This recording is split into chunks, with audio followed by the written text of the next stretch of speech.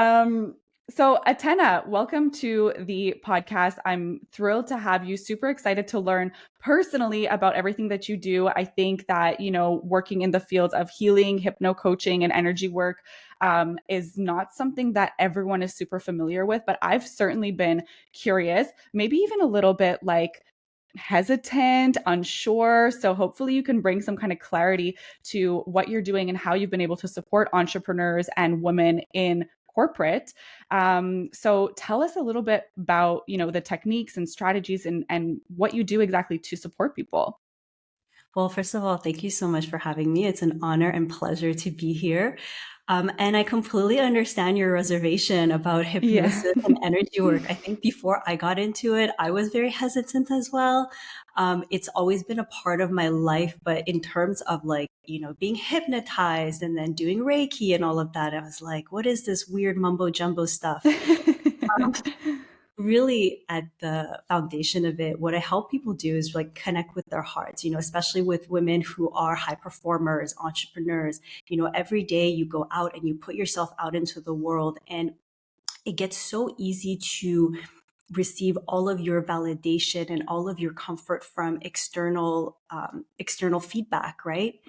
But at Mm-hmm. the end of the day, I mean, part of the reasons why I got into this is because I was in the corporate world. I was a very high performer, very successful, and there was a moment I had like 5 panic attacks in one work trip, and I Wow. literally told myself, I don't want to live this way. But I Mm-hmm. also noticed I'm not unique.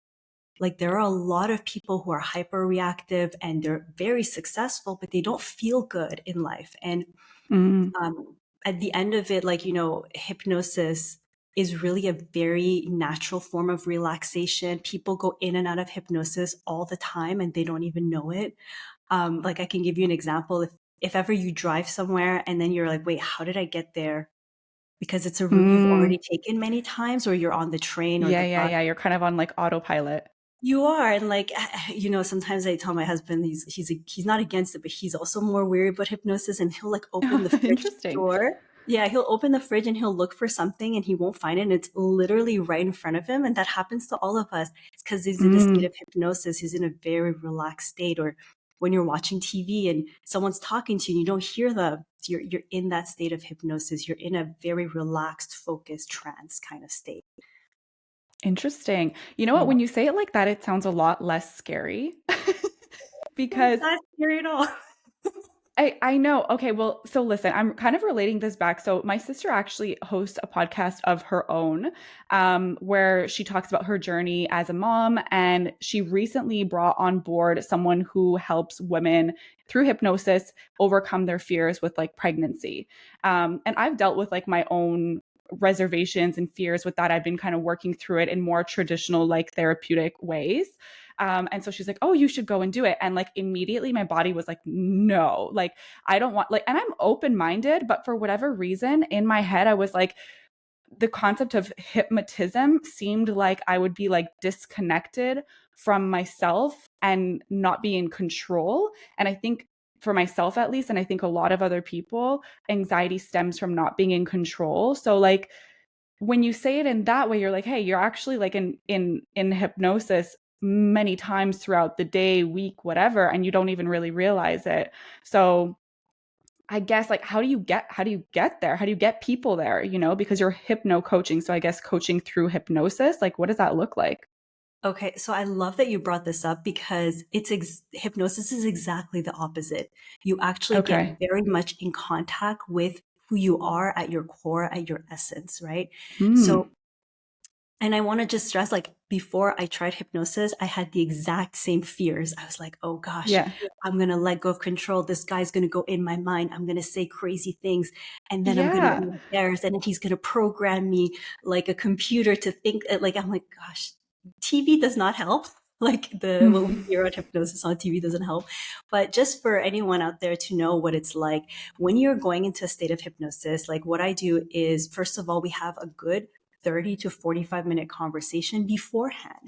Not only for us to get to know each other, but to very much determine what's the goal of this session? What's the goal of going into that state of focused relaxation? Because during the day, you have so much stimulation. There's so many thoughts going on. And to separate what is conditioned for you to think and what it is that you actually desire that comes from your heart, what you want to feel safe to even voice it, to feel safe to let things go, to change your mindset and your perspective. Like, what we do is we put you in a state of relaxation and we go in there and we talk about it, and it feels liberating and freeing to actually notice what's actually going on in there, right? So I'm like half explaining this good and half not. This is fears of what I'm sick of the way I talk if I don't make sense. Um, I had once someone say it really well. When you are in therapy, for instance, okay, which I did many Hmm. years of therapy myself, some of my best clients have done a lot of therapy before they come to see me, right? You are talking about the problem most of the time at the same brainwave level that the problem was created, right? Hmm. Or the same way it's experienced. And when you go into hypnosis, what you're doing is that you're relaxing the critical factor of your mind, the one that puts alarm bells, the one that stops you from getting hurt, but also stops you from actually expressing your emotions at times, right? All your emotions are inside your subconscious. They're all beyond that layer. So when you go into that focused state of relaxation and you know what it is that you want to discuss, what it is that you want to let go, it feels safer Mm. for you to actually take in the new information or to express what it is that you want to let go. Does that make sense the way I'm explaining it? Yeah. Yeah, it's true because like if you think about it, if ever you're in a stressful situation or in an argument and you're heated, for example, it's always good to kind of remove yourself, give yourself time to come down from that so you're not being reactive. And like you said, it's almost like because I do feel that, when you are in therapy and you are kind of retelling these stories, you almost don't want to go there because you're like frustrated to have to re-feel all of those things. And I get that it's important to feel those things, but then it kind of gets to a point where it's like, man, like how can we move past this so that I'm not always so triggered and it's not always the exact same feeling that comes up?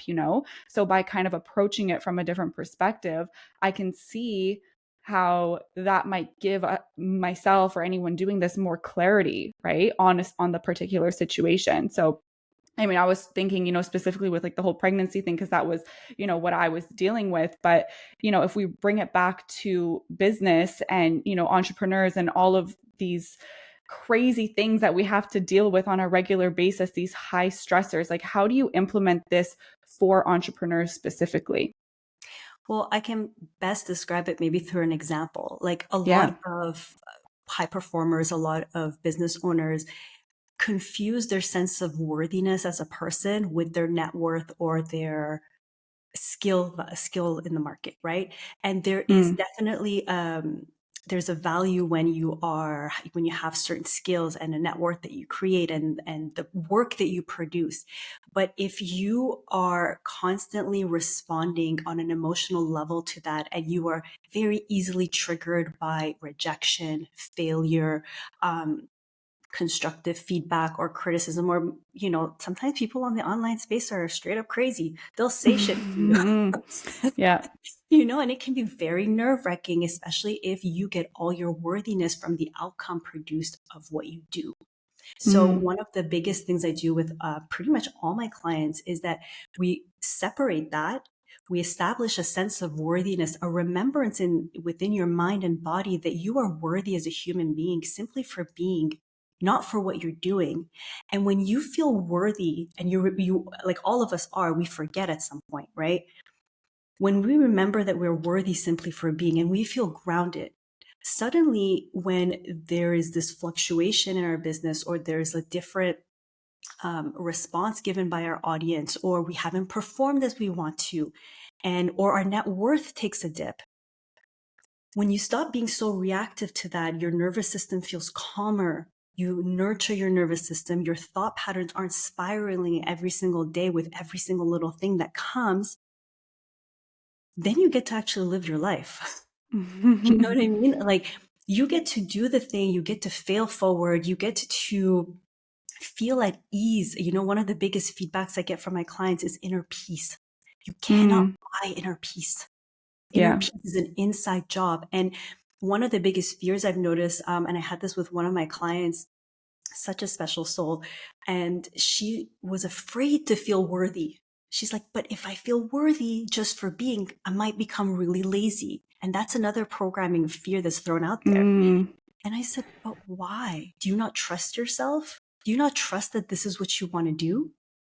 And you You won't know know. what though? I can kind of relate to that. And I kind of resonate with the whole like concept of laziness. Like, so I've been building my business, it's almost 6 years now. And the first five, 4.5, let's say, years were amazing. Every year we were growing year after year. And then the last 2 years were a little bit more on like the same level. But I also recognize that like there were different changes that happened within the business, but I'm talking about like growth monetarily, right? So like attaching to that aspect, which isn't the healthiest thing to do because there are so other elements of growth that have happened within the business and within myself. But when it comes to like the laziness thing, I felt especially last summer, like not this one, but the one before, I got to a point where I was so comfortable within like my business and what I was making that I removed myself so much that things started going south because I was like in my mind lazy and not doing as much as I could and not, being as involved with my team as I could have and really just enjoying the fact that I could relax and I could travel and I could sit outside and be lazy. And so there was like a part of me that was like, you deserve this, enjoy it, take it in. And then the other part was like, what are you doing? Like get your shit together, like stop being so lazy, like you should still do something within your business. So it's like this fighting force that like and it's finding the balance between the two. It's like how can you still, I don't know, be kind of present and appreciate all of those things within your business while you're working on it, but then also when you're removed you can be very like present in that removal. Does that make sense? Yeah, I mean, like I see this as two parts. The one part is when you feel worthy, like you will still have your drive. And I think that's one point Mm, I want everyone to know. It's when you separate your net worth from your sense of self-worth, you will still want to do the things, right? So I think that was like that part with when I was working with her and with some clients is like you're going to feel worthy and you might have a moment where you're going to want to do less because suddenly the drive is not going to come out of the hustle or the need to prove yourself to the world that yeah. hey, look at me, I'm this badass that can do this and that. Mm-hmm. Suddenly, especially as women, it's going to turn into a work of devotion. It's the work of that you are really contributing to the world as a part of your soul's mission, right? And I think that the part of that I heard in you is that a lot of times, what's the goal of creating the business? You want freedom. You want to do something that's fulfilling. You want to do something that feels worthwhile of your time and you're really giving back, right? You're in service, whatever it is that you do, right? So Mm-hmm. you hit the fulfillment, you're hitting the service. It's the freedom part though. A lot of times people don't realize that working a lot, having a big team, that reduces your level of freedom to a certain extent, right? And so you get to this point where you're told by society, you got to keep going. If you're not growing, you're dying. If your business isn't growing, that's the end of you. There you go. You're not worthy, whatever that Mm, story is. And it could be that you literally got to this place like, hey, I'm in a different season of my life. And I relate to what you're saying, by the way, because yeah. I'm kind of going through it in my own way right now. Yeah. Just like, kind of like, whoa, what's going on here? Um, Mm-hmm. but I see it as seasons also in life, right? Like you may be in a season where you're like, I just don't want to work as much. Doesn't mean I'm lazy. It just means that I want to enjoy my life in a different way. And that's true freedom. That's the definition of freedom. And we all want that in a way or another, but sometimes it's a little uncomfortable and society will tell you, no, you're lazy. You don't know what you're doing. You got to keep hustling. You got to keep pushing. Right. Yeah, definitely. I feel like I kind of like jump from one end to the other often. It's either like I'm full focus mode or I'm so disconnected and like lazy. So, But yeah, I don't know. It's I feel like I've always been like good at saying like I have a good work-life balance in the sense that, you know, at the end of the day, I disconnect. I don't necessarily worry about what's going on within my company. But this last year has just been so crazy for me. There's just been so many moving pieces. And like I never thought I would say this, but like the economy actually is somewhat affecting my business for the first time because like during COVID, everyone was like, "Oh my God, the economy." And I was like, "What are you talking about? Like everything's fine." Like I didn't notice it then.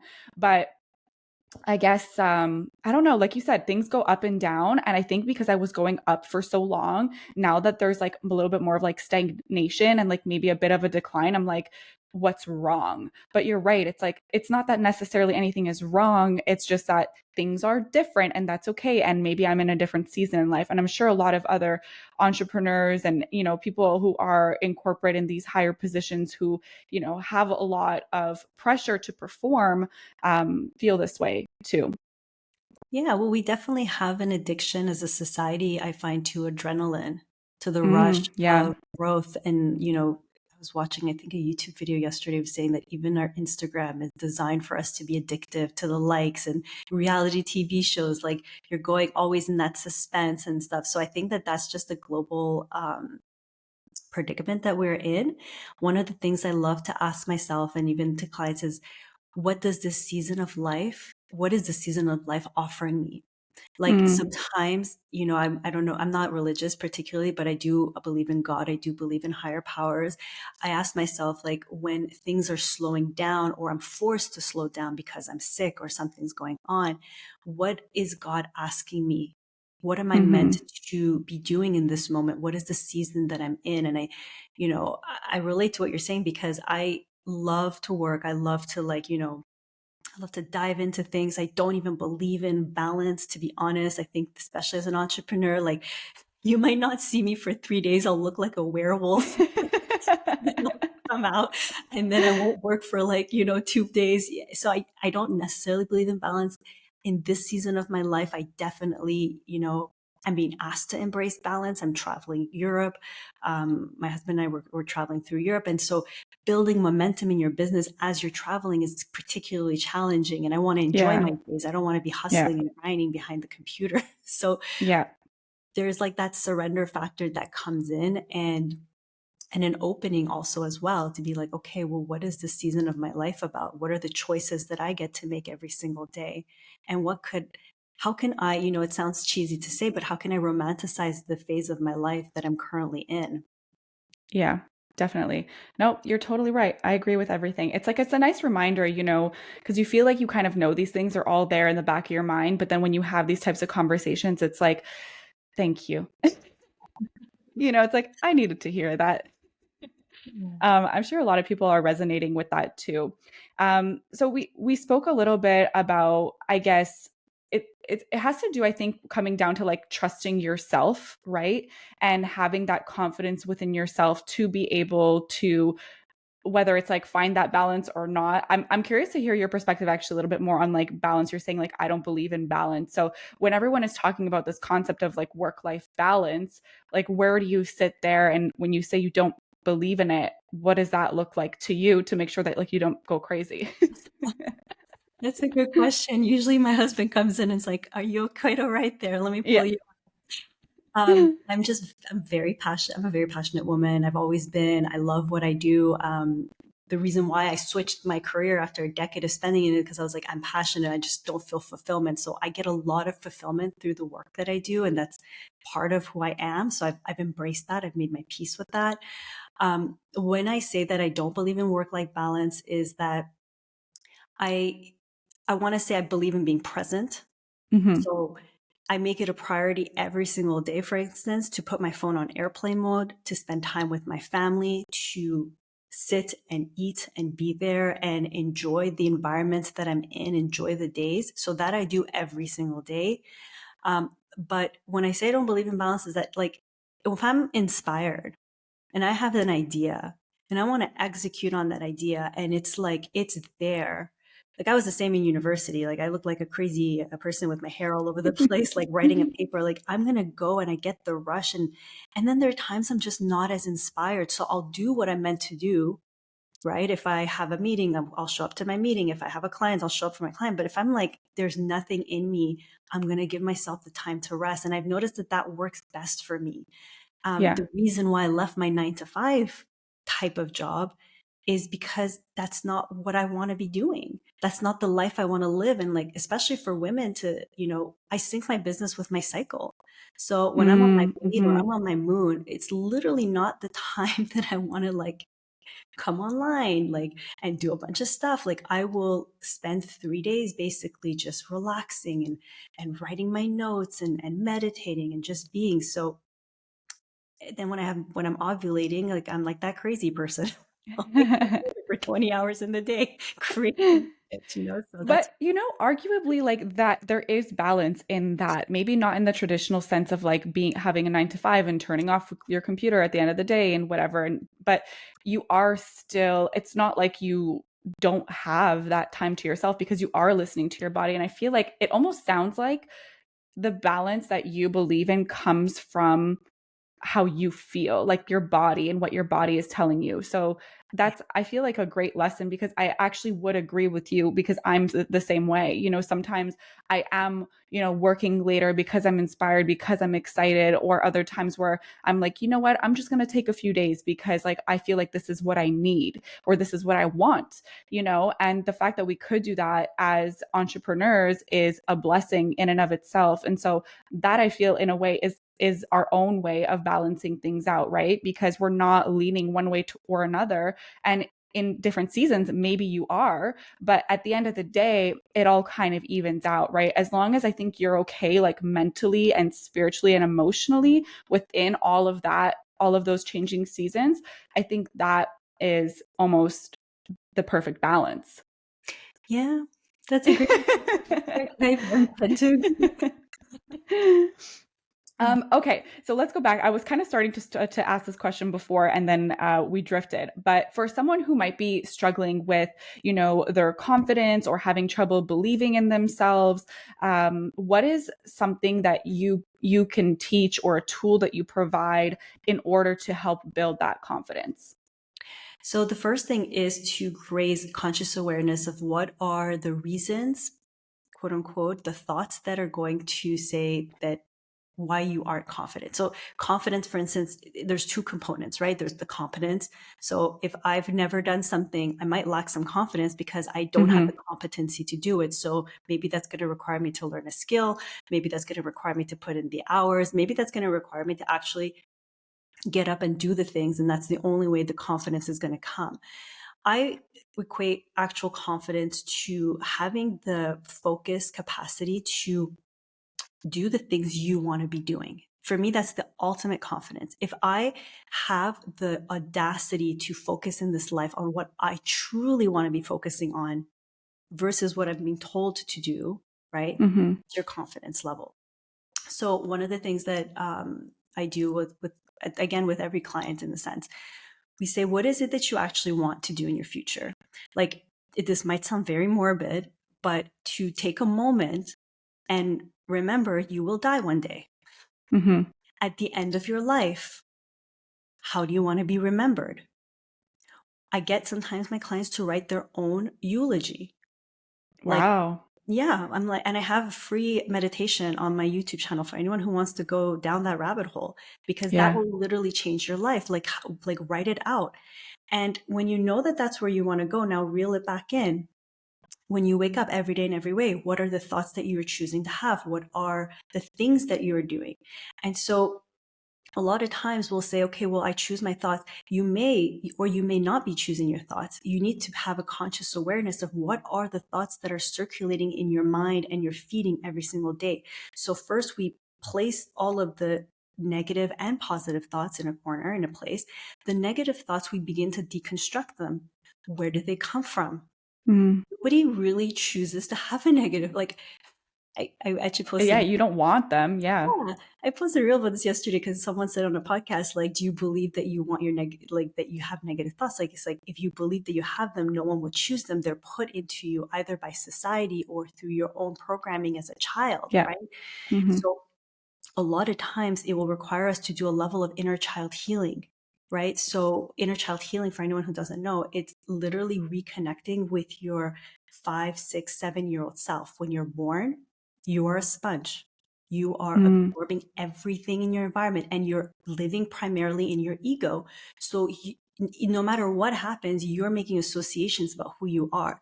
And then by the age of 7, you have that critical factor that we spoke about that's created. So everything that happens before that age of 7 stays stuck in there. And you are now filtering reality. You are deleting, distorting, and generalizing information to validate who you think you are at your 5-year-old self most of the time. So we are going to relax your nervous system, relax your body, relax your mind. You're going to go meet your inner child. You're going to hug him. You're going to hug her. You're going to let her know that you're there for her, him throughout this whole life. You're going to remind them that they're loved unconditionally, that you got their back. More often than not, you'll be surprised by how much just that simple activity makes people shed 1,000,000 pounds of energetic mm, weight that they've been carrying. And as you shed that weight, as you remove that invisible bag of blocks you've been carrying, suddenly you are calm and focused. You're calm and focused. And because you know how you want to be remembered at the end of your life, you're starting to understand, I experience certain thoughts. I don't have to give this thought an attention. I don't have to give it momentum, but I'm not spiritually bypassing it anymore because I don't identify with it. So now I'm going mhm, to choose what I think. I'm going to choose the actions that I'm going to take. And slowly but surely, everything around your life that doesn't give you value, it starts to melt away. And you begin to give your focused attention to what actually fuels you as a being, as a human on this earth in this moment in time. And that is a confidence that I just want to stress no amount of money, success will ever give you. You can only give yourself that. And literally look at any super successful, famous person who experienced death by suicide, mm, just to give you an idea. So mhm, this is the kind of work that I do, and I'm super passionate about it. And I believe that every single person can achieve it.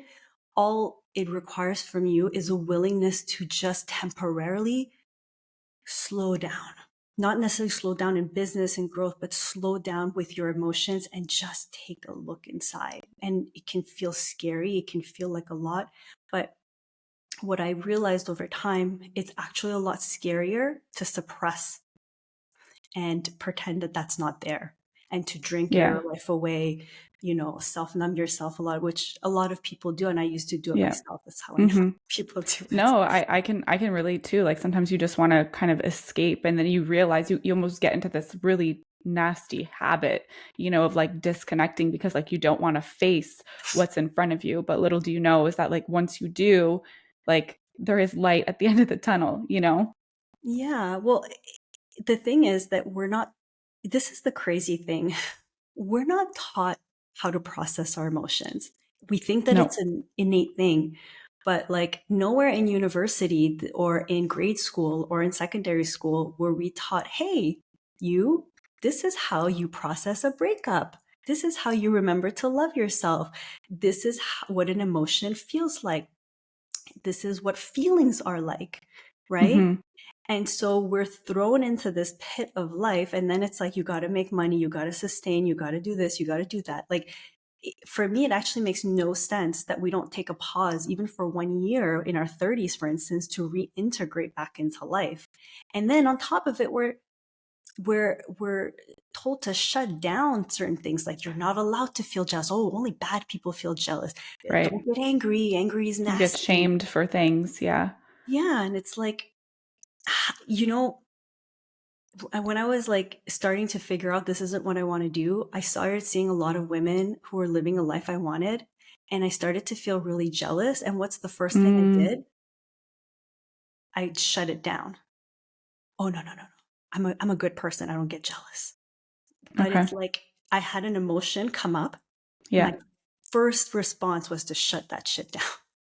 And it's So, like, like, what would be a more appropriate response for someone who might be in that same situation? Like, let's say, I would say I would almost like to see you break down like two different scenarios. So one, let's say you're an entrepreneur or a small business and you're seeing someone else succeed and achieve this level of success that you wish you were to achieve. You've tried everything, you've put so much time and energy and money and resources, and like for whatever reason it's just not working. It's so easy to get discouraged. It's so easy to get overwhelmed. And you're looking at this, it could even be an acquaintance, a friend of yours, where you're like, man, like I'm jealous. Like, how come they got it so good? How come I can't be like them or have what they have? Like how does one go about processing those types of emotions?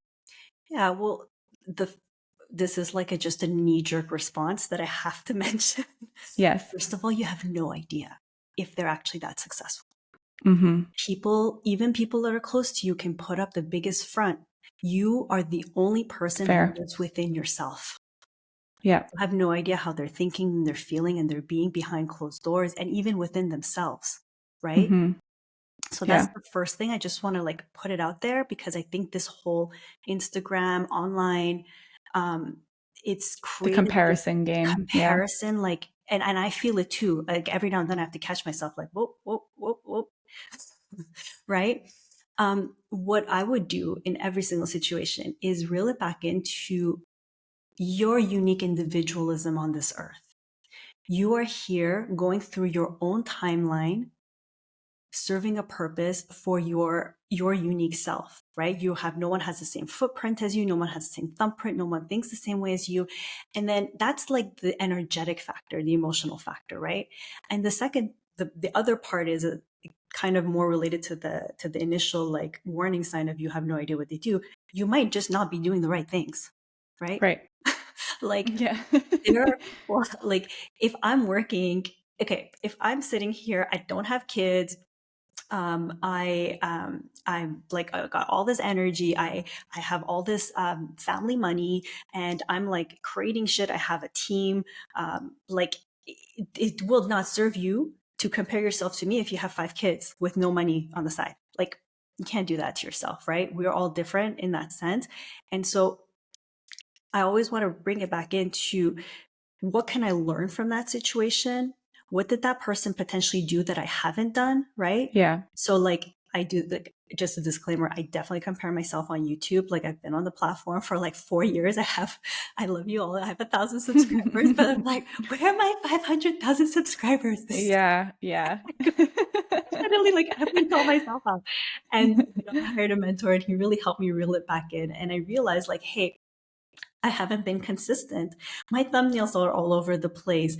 And then he started to show me like, the way you start your videos, you don't really dive into it. He's like, you spend 2 minutes just talking about life. And so sometimes there's just like also learning that you might be just doing the wrong things. Mm-hmm. It's multi-layered. But I would say in this era of comparison, put your blinders on in the sense that you are living your life, learn from others, like techniques, but after that, like you are living your life. Like no one is living your life but you. You spend 24 hours a day, 7 days a week, until from the beginning of your life to the end of your life with yourself. Romanticize your life because you're worthy of that. Like the moment you do that, also you just feel better and your creativity is going to start flowing in a complete different way. And I know what I'm saying sounds like maybe you heard it before, but that's also where the hypno coaching would be very exceptionally powerful because we're Mm-hmm. going to release all of that comparison and bring your confidence back to focusing on what truly matters to you every single day in every way, one step at a time. So is it through the hypno coaching that you're helping people process those emotions? Yeah, Yeah. definitely. Definitely. Like it could also be like just releasing other people's energies, Mm-hmm. right? Like, Is there anything that let's say I could do, or someone who's feeling stressed in a certain situation or reactive or has all of these emotions come up, what can they do or we do to process those on our own? What's like one technique we can maybe try and apply?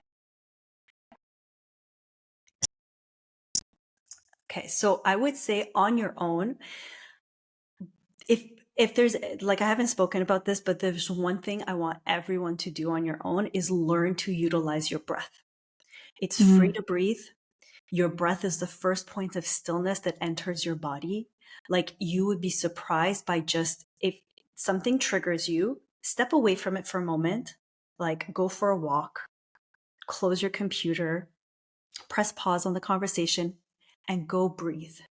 Like, breathing in for a count of 4, hold it for a count of 4, exhale for a count of 4. Do that in cycles for a minute, 2 minutes, 3 minutes. You will automatically feel your nervous system calming down. I actually do this like 5 times a day for no reason, just to have taught my nervous system, hey, this is what calmness feels like. So Yeah. you don't have to wait to be triggered. I just want to say that and stress that. Yeah. So as you've done that, I want you to just write down, what is the thought that crossed your mind? What is the thing that triggered you? And take a moment and let yourself feel it, right?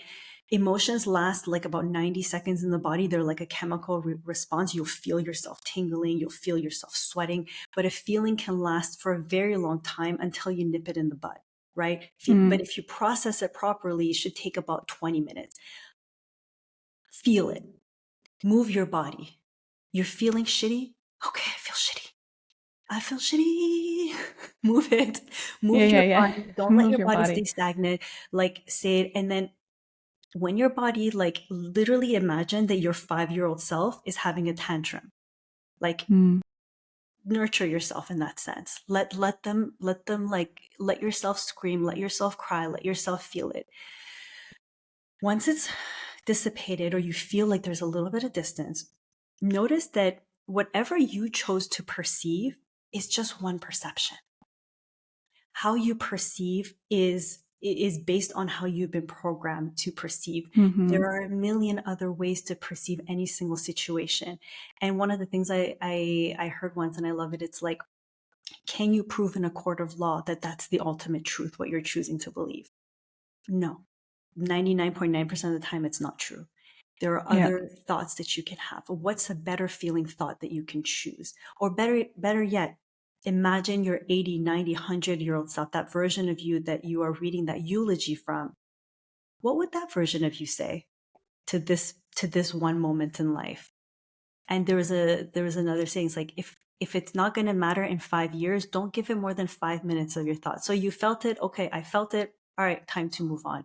But if it's something that Mm. you're noticing is coming back and coming back, coming back, then I would say that while it's no one's job to live your life, like, you're the only one that can live your life, right? I'm the only one that can live my life. um, you're not meant to go through things alone. You're not meant to walk home alone, as Ram Dass would say. So, however capacity that you can find some support, whether that's joining a group, whether that's having a nice friend, whether that's getting a therapist, a hypnotherapist, get some support to um, allow yourself to see past it, because some of these things can be very deeply rooted. And when Mm-hmm. it's very deeply rooted, we have a very hard time. If not, it's almost impossible for us to see all of our own shit. If that makes sense. Yeah.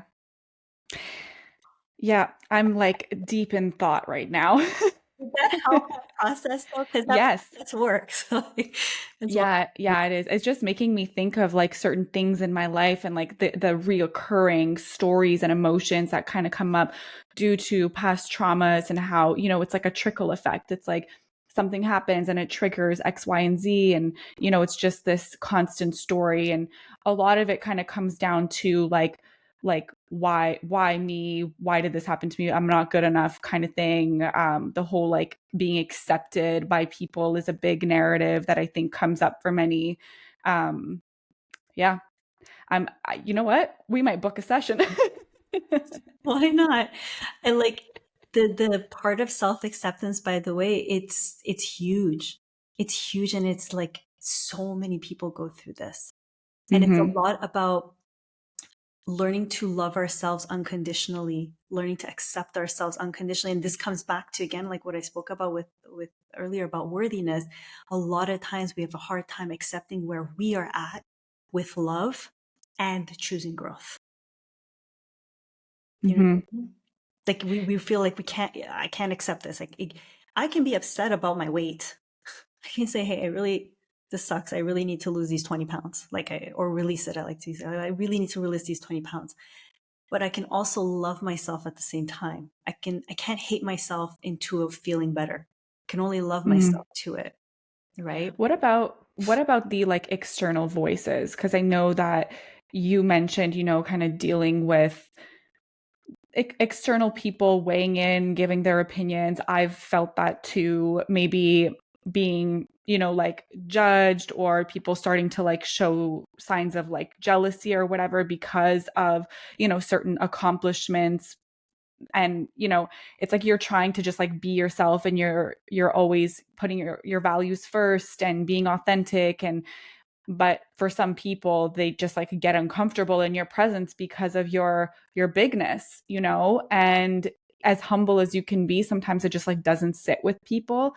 And it goes back to like wanting to be accepted by everyone. So like, what would you say to someone who's in that situation, who is, achieving greatness in whatever form or fashion, and they're getting, pushback, or they're feeling, those feelings of judgment from others? It could even be in their close circle, it could be their family, could be their close friends, or it could be complete strangers online. Like, what would you say to someone who's feeling those things from others?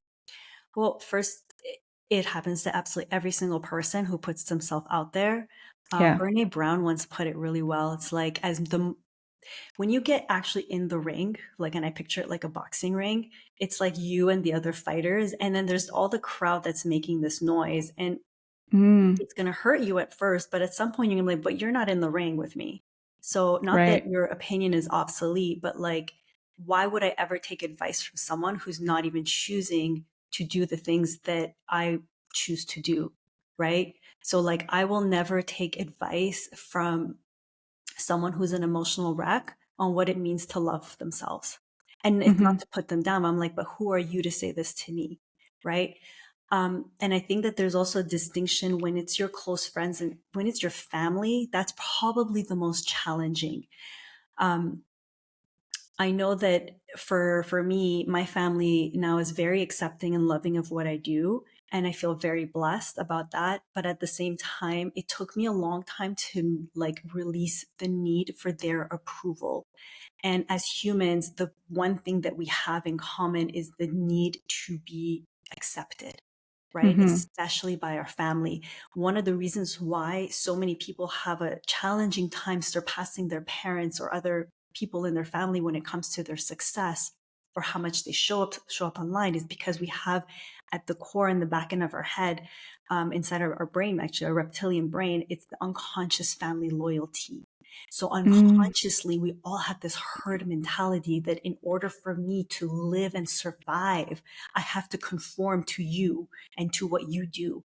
And so I always tell, like, when I work with parents, you want to help your children, be unapologetically happy.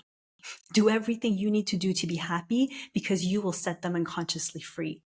So when you feel these things, it's really easy to put it onto other people to say, well, she sucks. Like, how dare she? She needs to get on board. And sometimes it might happen that you do need to change certain friends. You may need to just not divulge all the information to every single member of your family about every single little thing you do. So sometimes it's just about right. having that basic protection. But Hmm. after that, I and this and I want to make sure that I'm not like gaslighting anyone because I want to say that it can be very challenging and especially crippling at times. But to also take it upon yourself to say, okay, this is also, if this is being triggered inside me, potentially there's a part of me that also believes that. And what am I meant to do to release that? Because if Hmm. you judge me for something and I subconsciously or unconsciously subscribe to it, I will naturally get very angry with you. I'll get very upset with you and I'll project back onto you and tell you you need to change. But no one has that power over me.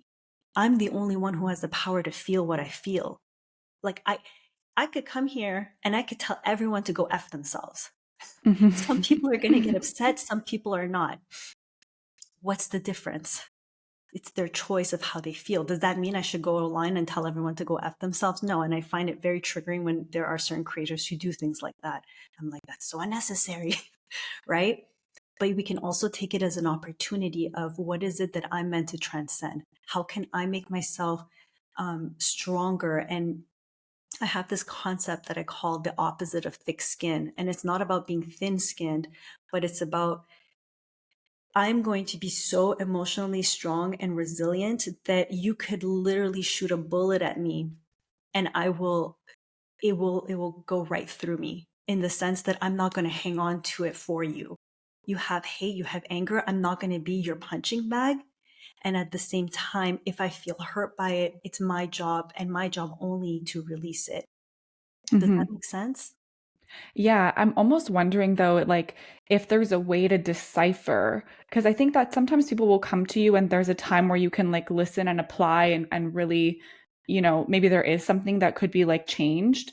And then other moments where it's like people are just like talking to talk and it shouldn't necessarily be something we pay attention to. And it's more a reflection of what they're going through and what they need to work on and not like you or me.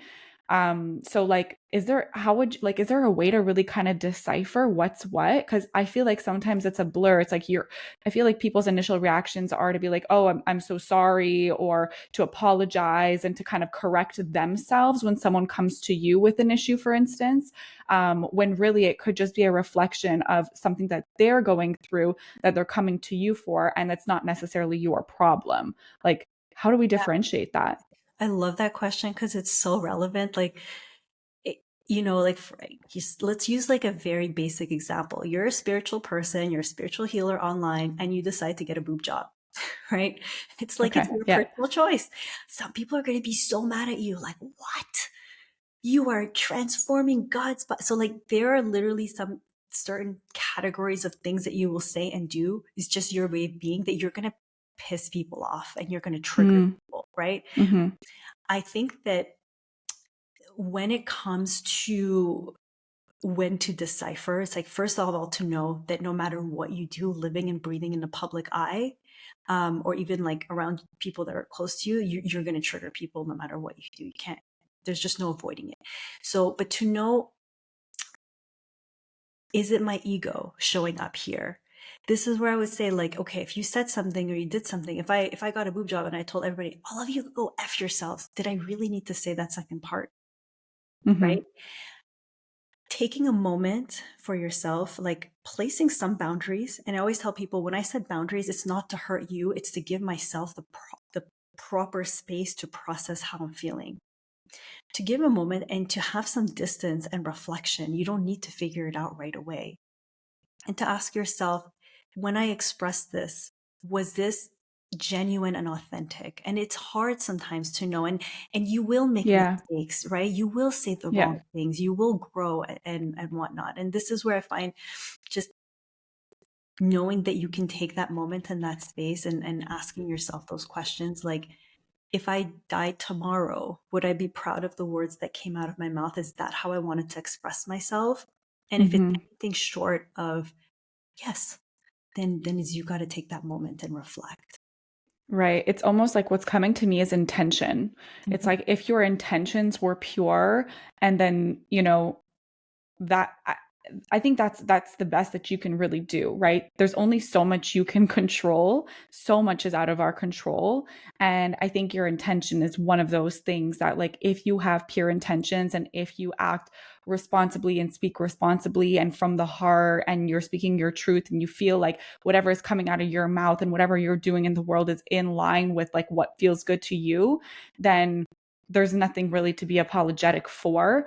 I mean, you can always look back and reflect and do things better. But if your intentions were pure, I feel like there's a lot more forgiveness that can happen from others and from yourself to yourself to Yeah, kind of move past that. definitely. And I would add also, like, it helps to have, like, I don't know why the word guardian council keeps coming in. I've been watching too much news, but like a council of humans that you trust, right? Yeah. So there are a handful of humans that, like my husband, for instance, he's someone I very much trust. He has a high level of emotional intelligence. And sometimes I'm not ready to hear what he has to say. And he'll Right. say something like, "Mm, that was a little like off center, Atena," or something. And I'll be like, what?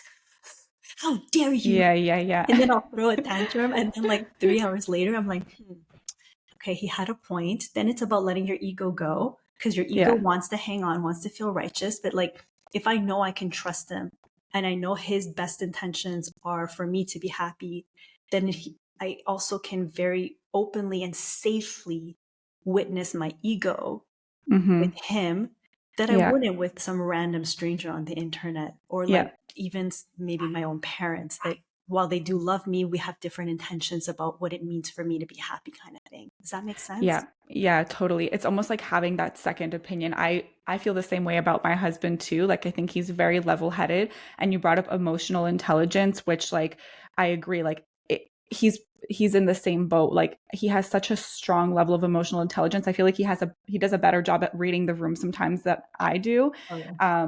Mostly because like if I'm paying attention, I can read a room, but sometimes you're just like heated or in over your head or reactive, and then things get out of control. Not that I'm like a crazy person or anything, but like sometimes you say things you don't mean, and like he'll be the one to like call me out on it. Or if something happened where he wasn't involved, I'll kind of like replay a situation and be like, am I in the wrong here? Like I feel like I'm not, but this person is saying that I am. And just to try and get clarity from a different perspective from someone who is not afraid to call me out if something is off, which is Yeah. really cool. So kind of reeling it back to emotional intelligence. I know that you've emphasized the importance of emotional intelligence in terms of, self-love, and how that can really, really help individuals in business, entrepreneurship, positions of leadership. So exactly is emotional intelligence in your words, and how can that be helpful for someone to develop in those positions? Sorry, is that like really loud, or you don't hear it? Okay. They're fixing something in the house. Okay, so we can get really fancy, but I would say emotional intelligence in the most basic method that I would like teach and preach it is having the capacity to process your emotions and to not make your emotions fact, to not make judgment calls on who you are based on your emotions. Emotions are something that you are meant to experience. They are meant to Hmm. be a guide. Anger, for instance, is an emotion that most people run away from, that they are petrified of feeling. But anger is literally like a roadmap to what you need to pay attention to, similar to how you would touch a stove and it would burn your hand. You would feel the pain. Anger is the exact same thing. And, earlier, just a moment ago, you mentioned right or wrong. I think we got to get to this place where we don't make our emotions right or wrong. Your emotions are valid no matter what they are. And the emotional intelligence is making sure that you have a safe space for you to process them and to respond to them instead of constantly reacting to your emotions being triggered. So that's the essence of emotional intelligence. And the more you make it a habit to process your emotions, to nurture your body, your sense of self and your being, the less triggered you will be by nature of certain things, and the more emotional resilience you will have. So you mentioned kind of this connection between loving yourself while also at the same time being able to achieve this external success. So what does that look like for someone? In theory, this all makes sense, but everyone's probably like, okay, I can do all these things, but then how does that translate? How does that equate? Like, what's the equation kind of thing, you know? Yeah. So what it looks like is, let's say you have a launch. Okay. It failed. You've technically failed, like nobody signed up or people weren't interested. Your emotions are going to potentially get the best of you. You're not going to feel good. And then your feelings are going to be all like, oh my gosh, you're going to go down this paradigm of I suck. And then you're going to make it mean this whole thing about who you are. Mm. And so what this would look like when you have the emotional intelligence, or you're working through the emotions, okay, is, wow, that really sucked. I feel hurt. I feel upset. I feel angry. You process that. But nevertheless, I love and accept myself. And I'm going to give myself the time to like lick my wounds and look at what I did right or wrong in a technical way. And I'm going to love myself and I'm going to continue to do better.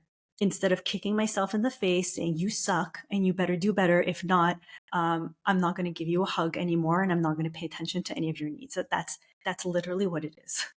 Does that Mm. make sense like that? Yeah, yeah, definitely. And I like to connect this back to one of my experiences. This is this past year. I've honestly like, I feel like I've just like gone through it. Like so many hiccups had happened with my business and I'm like over it. I'm like 2024, please come. But so for the first time this year, I actually decided to invest back into my company, a significant chunk of money, like thousands of dollars for months going into an agency and another agency that I trusted would bring forth their expertise in order to basically bring in more business. Like my goal is to scale the company. I had never reinvested back into the company, so I invested in them to be able to build out email funnels, to pay for Google ads and all of this stuff. And in theory, I was like, okay, this is great. Like, even if we were to sign like one really good big client, it would probably pay off this investment. Months go on, thousands of dollars are being spent, and nothing worked. And part of it had to do with the fact that I was very kind of like standoffish and allowed them to do their thing because I was just trusting that they would do a good job. So I wasn't maybe being as attentive or hovering because I didn't think I would have to. But I feel like that was kind of part of the problem. Nonetheless, almost 6 months go by, I don't get these results. So I end up, firing them and choosing to move on. But at the end of the day, I lost thousands of dollars within my company. And this was like my first time really taking a big risk like this too. So it's like so much frustration and anger and, all of the things. But I had to kind of be like, hey, well, I can only be angry for so long. Like, what good is that going to do me? So I had to take a step back and be like, all right, like, what did I learn from this? And how would I do things differently if I were to do something like this again? And by seeing all the things that didn't work, I feel like I can rule those things out. And if we were to do them again, we would do them in a completely different way. It just sucks that I had to go through that and lose all that money to get to the point where I like had all of these learnings, because I then went in and did more research and consulted more people and basically did more of my due diligence than I did the first time around. And I think that was just like my like full blind trust in a company that I had never worked with before. And having to kind of process all of those things but not letting them completely get to me, because I would go bankrupt if I just said, oh well, it didn't work, I guess my business is done. It's like, no, well, we have to find ways to grow. How are we going to do that? If we were to do these same things again, how would we do them differently? And let's try different strategies, different techniques, because you have to. It's like if you want to succeed, you have to move forward, and to like sit and dwell in those emotions without, feeling them and processing them first, like would have been no help. So I'm patting myself on the back for processing those. Yeah, and I think that you also like you touched on so many valid points. I hope everyone like listened along and like pulled it out. Like first you did something like even going in with the blind trust. I think that that's Hmm. something we're told we have to do to be successful. Like you can't ask questions, you can't be doubtful. But there's a very big difference between having discernment and having and asking those questions and saying, "Hey, Yeah. I have these doubts." That doesn't make Yeah. me a failure. That doesn't make me a bad person. That doesn't mean that X, Y, and Z that we're taught, like, especially in certain industries, like, you got to go in full trust, you got to pay in full. And if you doubt, you're going to suck. It's like, no, like, I have doubts. I have questions. I want to know what results you're guaranteeing to me. When are we going to meet up again? And like, knowing that like no matter what happens I will have my own back, but I also get to ask those questions and like Hmm. knowing that hey, next time I'm going to ask those questions and I'm not going to just like dive in deep. And I've done that before too. So I just want to say I did that recently too, and I was like, not Really. it only lasted like 3 months, but by the third month I was like, okay, I'm not willing to continue down this road of investment without any guaranteed results. But I had a really hard time saying that. And I'm Yeah. like my husband wouldn't have a hard time. He'd be like, where's the results? You ain't got results, you're fired. I think, but I'm like, why do I feel this thing? And I think the part of that, I don't think I know part of that is my programming, is the way I'm conditioned to think within the business. So unpacking Yeah. it is helpful. Yeah, definitely. And that's the thing with like the blind trust too. It's like I knew that like so with Google Ads for instance, it was like the first time that we were ever running them, and I mean we were running them for ourselves, I should say, because like we do it for our clients now. Now that we've learned our lesson and we know exactly what to do. But it's also different like when you're doing it for like a CPG brand or an e-commerce brand, versus a service. And so like what we had kind of learned in the process is that we were too broad in the way that we were marketing and putting these ads out, as opposed to being super specific on like one of the services, right? Because when people are going online, they're not searching for like an agency that does everything. They're searching for branding, or they're searching for a website, or they're searching for social media. And so to be able to kind of like target more specifically like that would have been much more effective. I know this now after having done my research and after seeing what didn't work, but I also just trusted that, you know, it took some time in the beginning to warm things up, because I know that it takes time to find the proper keywords and for the ads to warm up. And when like more and more time went by, I was like, wait, but like it's still not working. What's going on? And, you know, I had hired them to do other things too. And like there were some red flags in the beginning. And I think I was just like so eager to like take the next step and so trusting that it would work that I was like, whatever, it's a hiccup, let's move on. And I wasn't really listening Mhm. to my initial gut, because honestly, like I was a little split. At first, I was like, yes, this is the right move. And then I had some conversations and they were like, I don't know if that's like the right fit for your industry. So then I started to like freak out a little bit. And I was like, wait, maybe this is not the right choice because it is so much money, like whatever. But I was so kind of like almost out of desperation, took the move because I was like, oh, fuck it, let's just do it. And it kind of backfired. So it was a good lesson for me to also remember to do more research, be more attentive technically, but also like from an emotional level. Like if something doesn't feel right, it's like, yeah, you want to grow, you want this so bad. So like you're almost like willing to sacrifice whatever to get there. But it's like, I feel like sometimes you need to have calculated risks as opposed to just complete blind risks. And that's what I pulled from that situation. Yeah, and you also touched upon your intuition, your gut response. I think that's Mm-hmm. so undervalued.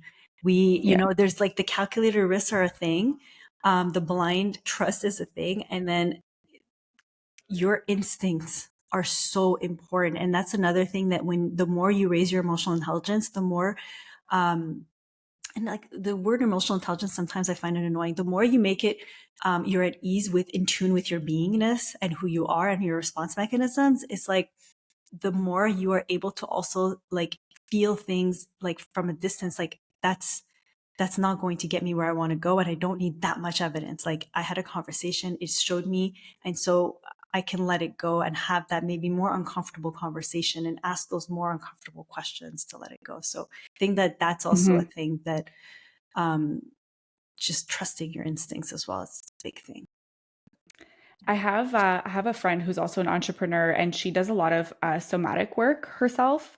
And one of the things that she had recently shared with me, which I would like love to do, I haven't actually done this myself, but she sat down and was basically thinking of things that were like the answers would be absolute yeses versus absolute nos, and kind of just like sitting there with your eyes closed and seeing how your body reacts to Mm. yeses and nos, and learning what that feeling is inside of your body. So it's almost like getting to like feel and understand your intuition on a different level, on like a physical level, so that when something does come up and you're confused and unsure about what's going on, if you have this ability to decipher what a yes and what a no feels in your body, you have almost like this magical advantage over a situation, because it's like your gut that you're feeling as reacting, you know, which I thought was really cool. So I'd love to kind of do that exercise with someone one day.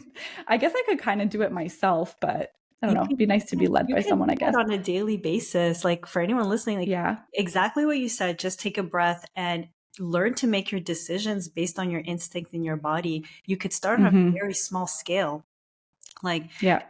just basic decisions where there's not that much drama attached to it. Like, do I go to the coffee shop? Do I not go to the coffee shop? Yeah. Yeah. Sounds so basic and so small. But if you just take a moment and get in tune and start making those decisions and like, is it what's her name? Mel Robbins, 54321, 54321. Yeah. Yes or no? And that's it. And I go with that. Yeah. That's cool. That's a good technique. Do you have any other like self-care practices or rituals that you do to help with all of this? Yes, I journal every night. So I actually have a journal, shamelessly plugging it in here, called Step into the Chrysalis. Oh no, it froze. Okay, I froze for a moment. Um, It's okay. You okay, journal every night? yeah, so I journal every night. I have a journal. I'm going to shamelessly plug it in here. It's called Step into the Chrysalis. A lot of the things I talked about, you go through that process in the journal. But at the end of the night, Nice. every night, I have a section where seen, heard, love. So I write down I basically dump out my thoughts. I take a moment to breathe. I revisit the day if there's something that didn't go my way or something that really felt like not good or off. I take a moment and I revisit it. I imagine it. How would I have wanted it to go? What would I have wanted to happen? How would I have wanted to respond? And I write what I'm proud of. Like, what am I proud of today? What am I grateful for to this day? And that practice at the end of the night is like 5, 10 minutes that changed, like it changes your life. Like it changed my life anyways. I'm like, ah, Hmm. like it kind of like ties, you know, I used to go to bed always exhausted, and I think I wore it like a badge of honor. I'm exhausted. Today took it all out of Mm, me. And now it's like I go to right. bed satisfied, complete, and I sleep like a baby because whatever bothered me, it's there. I finished the day being proud. I know how I want to show up the next day. And that's a practice that anyone can do. It's 5, 10 minutes and it'll change your life. Yeah, it makes a big difference just like adjusting your mindset. And sometimes it's as simple as literally like writing those things down, getting them out, and reminding yourself of like the good things and the things that you're grateful of, because I feel like we don't do that enough. And if it's not in your practice, it's so easy to like skip by it and not pay attention to those little things. And I can be guilty of that. It's like sometimes you're just go go go go go, and then you kind of forget to sit back and like be like, wait, look at all the things that I've done. Look at how amazing this day was. Look at all the people that I got to interact with. Look at how far I've come, Mhm. and it's like we don't think to do that so often, but by having even this small daily practice, it's like the wins are all in the little things. At the end of the day, our life is full of these micro interactions, and eventually these micros result in this macro result. And so being able to kind of touch back in with yourself at the end of the day, I think is great. I'm a morning person. I usually do it in the mornings, but I know a lot of people who do it at night too, because it's almost like anything that's bothering you, kind of like let it out. Yeah, I do both. Like Yeah. maybe I'm a nut. No, no. I think in the morning I do it naturally as part of like my scheduling of my day, but I just found like I maybe it's because I used to not have a night routine and I used to Hmm. go to bed like at the end of the day I would always consistently not feel that good. I would feel anxious, I would feel a little depressed by the end of the day, and I was like, what can I do to change that? So probably being biased here and being like, hey, now I have a great night routine and that's what I do. But I Yeah, love and it could mentioning change too. yeah. Like, yeah, I feel like it kind of changes too, depending on the season, if you will, Yeah. season of your life. Um, okay, so before we wrap up the podcast, I always like to end with what I call the mindful minute. So, one piece of advice or something that you would want to share with others that you've learned from your journey so far. Devote yourself to loving yourself every single day, and it will change your life. Just every day, what could I do to love myself through this? And it will absolutely change your life. And it's not like a once in a while thing every single day. I love that. We talked a lot about self love today. So I hope that anyone listening is feeling that and, gets to turn in words and really remind themselves how much they love themselves, because we all should. So I hope this was a nice reminder for everybody. Atena, let everybody know where they can find you online. And if you have any resources, programs, or initiatives going on, I'm sure everyone listening would love to know about them. Yes. So one of the easiest ways to find me is on Instagram is I am Atena Morelli.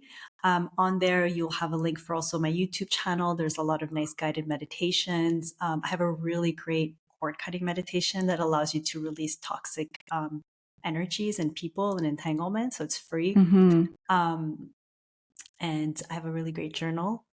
don't have any. I have one program now, but it's closed, but the wait list is starting. So if anyone's interested in learning about the energies of men, money, and manifestation, let me know. And that's it for now. Yeah, you can find me mostly on those two platforms, YouTube and Instagram. Love that. Everything will be linked out. Thank you so much for being on the podcast. Thank you It for was so great chatting. Everybody having me. listening, thank you. And I'll see you next week. Bye. Bye.